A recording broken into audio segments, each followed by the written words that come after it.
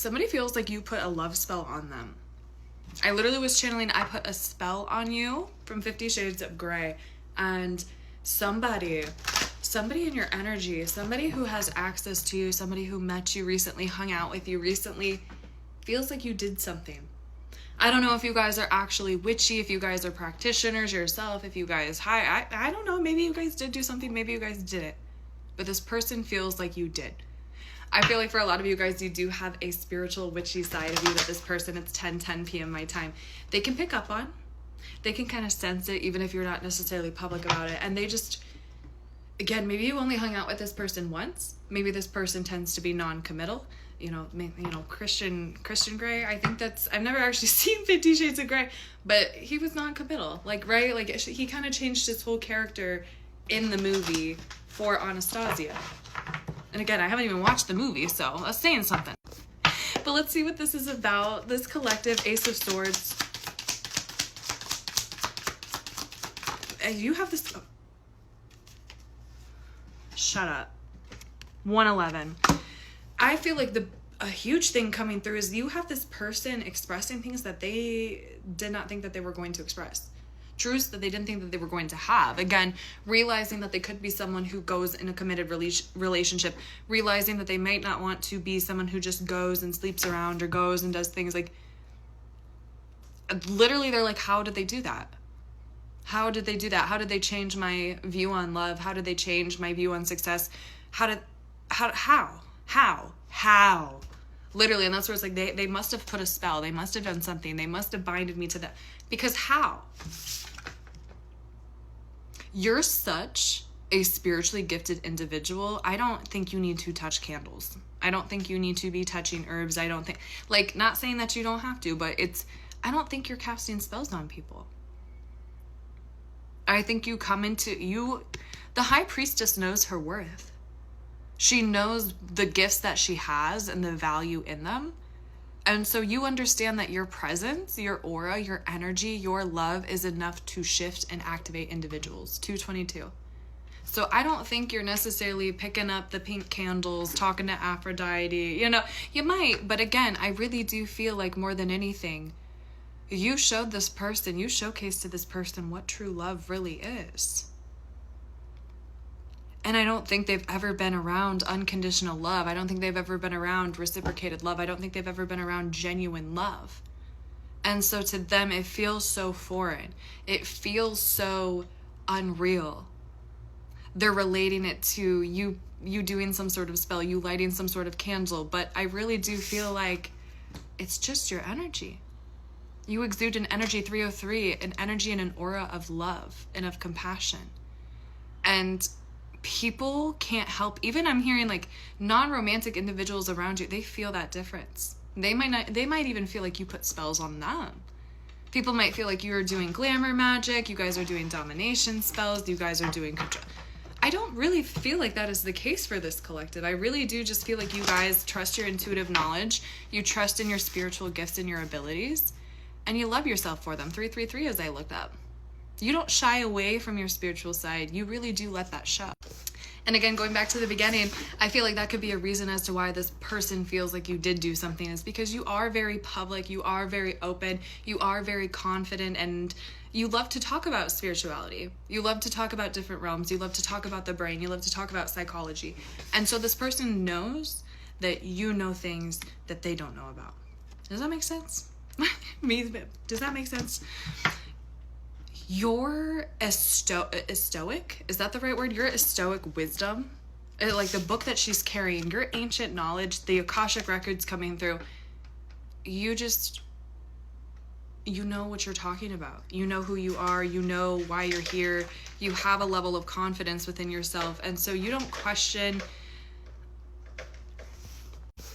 I hate to compare it, but Spirit's having me compare it right now. I just don't feel like you're like other girls, or you're like other guys, or you're like other people. The way that you move, the way that you act, the way that you talk, the way that you treat people, it's different. And so again, because it's different, they're equating it to you doing some sort of spell, you casting some sort of potion. Like, what if I'm just different? What if I'm just different? I split it to the Four of Swords. I literally feel like the universe is being like, you have to stop putting those kind of projections, idealizations on you. Because I feel like it's causing a disconnect. Yeah, Six of Wands and the Star. It's like Ten of Pentacles. As I was going to say, it's causing this disconnect. I feel like it's causing misinterpretations of control and domination and, oh, you're doing... When in actuality, again, this person just needs to realize that it's just all of that energy. The Star and the High Priestess, are you kidding me? It's not you going, like... I feel like, God forbid, you do go and pick up a candle. I don't think this person would even be questioning if you put a love spell on them. I think they would be with you 24/7 on their knee. You know what I mean? Like, the power that you have, the love that you have. Like, talk about all of these major arcana cards, and then we literally have the Ten of Pentacles and the Six of Wands. You exude an energy that is, like, winner. I keep seeing 777 and I'm seeing like slot machines go and coins dropping. You exude this winner energy. You exude this, I'm going to go do everything that I want and be successful in it. And this person can pick up on it. And again, they just keep bringing me back. They just feel like because you are different, you had to have done something different. There's no way that you can be this real. There's no way that you can be this loving. There's no way that you can have this, like, you're so multifaceted as well, that this person has a hard time conceptualizing you. But I'm just hearing Spirit be like, you're not supposed to conceptualize a divine being. You're not supposed to try to pinpoint, try to generalize a chosen one. How could you? I'm hearing Earth Angel as well. Like, you're literally... I'm hearing your love is not supposed to be explained. It's not supposed to make sense. It's not supposed to... as long as you just go with it, it's going to lead to success.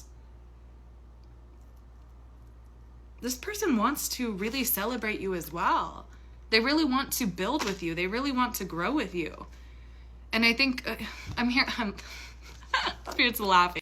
Again, if this is an individual that used to be non-committal, that used to not like to be seen with people, this is the exact opposite, right? So they might be literally wanting to show you off, wanting to be seen with you, wanting to go on dates, wanting to plan a future with you, you know, planning where you guys are going to live, the house. And again, if this is a previous bachelor, bachelorette, that's a completely different world and completely different thought processes that this person is having, right? So it's really just more than anything, I don't think it's what they've seen you post or what they've seen you do. I think that's all fueling into it. But more than anything, it's this embodiment. It's this High Priestess and the Star. Like, I can't get over the fact that, again, all three of these cards came out.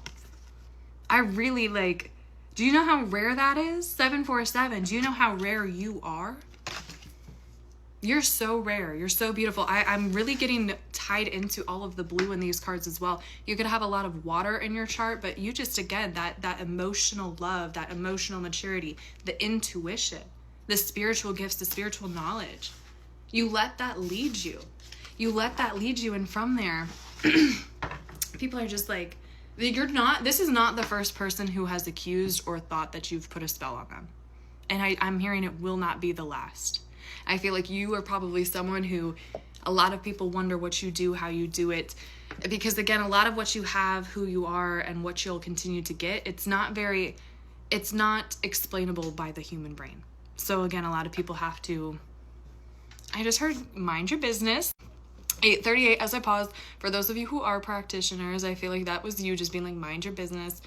You guys might do spells. You guys might do rituals, but it's not to control someone. It's not to harm someone. It's really just to accentuate what you have existing within you. That's why you are who you are, by the way. It's because you pour the love into yourself. You pour the magic into yourself. You harness that creativity and that etherealness and you give it to yourself. So it is magic. It is transmutation, but it's not you belong to me. I'm calling you in. You only, you know? And I think that this person, they might feel silly once they realize too, like, oh, it is just this person. They really do just love me. They really are just that kind. They really are just that beautiful, you know? People like that can exist even if it feels a little alienated, a little bit weird. But that's what I have for you. If you guys need me for a personal reading, personal workings, or if you would like to check out my spelled body oils or spelled body spray, you may do so in the link in the bio.